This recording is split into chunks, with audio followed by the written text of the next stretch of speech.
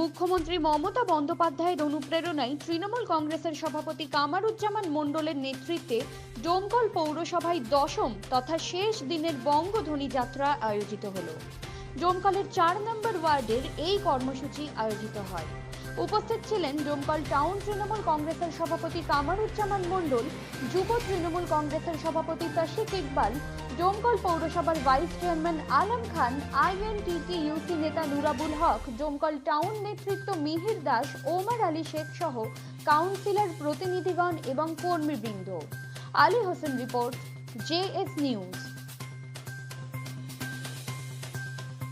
বঙ্গধ্বনি programme দশম দিন, মানে লাস্ট দিন আজকে। এটা আপনার ৪ নম্বর ওয়ার্ড।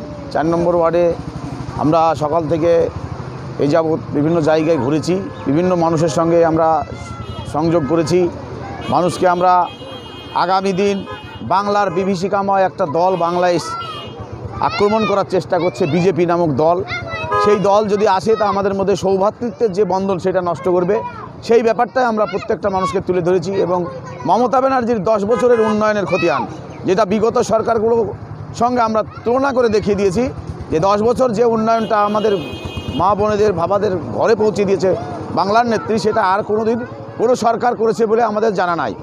এটাও বোঝাচ্ছি। এবং সঙ্গে সঙ্গে বিজেপির যে ভয়ঙ্কর রূপ, যে বিজেপি এই বাংলায় যদি আরও এবার কোনো কারণবশত চলে আসে, তো বাংলার মধ্যে যে ঐতিহ্য আছে, স্বাধীনতার পর আমরা যে হিন্দু, মুসলিম, খ্রিস্টান, জৈন, শেখ, এসাই ভাই ভাই সম্পর্ক নিয়ে বসবাস করেছি, সেই ভ্রাতৃত্ববোধ আমাদের নষ্ট হবে।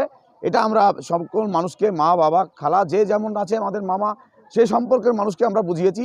তারা খুব খুশি এবং আশা করছি আগামী বিধানসভায় এই ৪ নম্বর ওয়ার্ডের মানুষ বিজেপি নামক বা কোনো দলকে একটা ভোটও দেবে না, এটা আমার বিশ্বাস। কারণ তারা বুঝে নিয়েছে আগামী দিন যাকেই ভোট দেওয়া যাক, সিপিএম, কংগ্রেস, যাকেই ভোট দেওয়া যাক, সেটা বিজেপির হাতেই শক্ত করবে।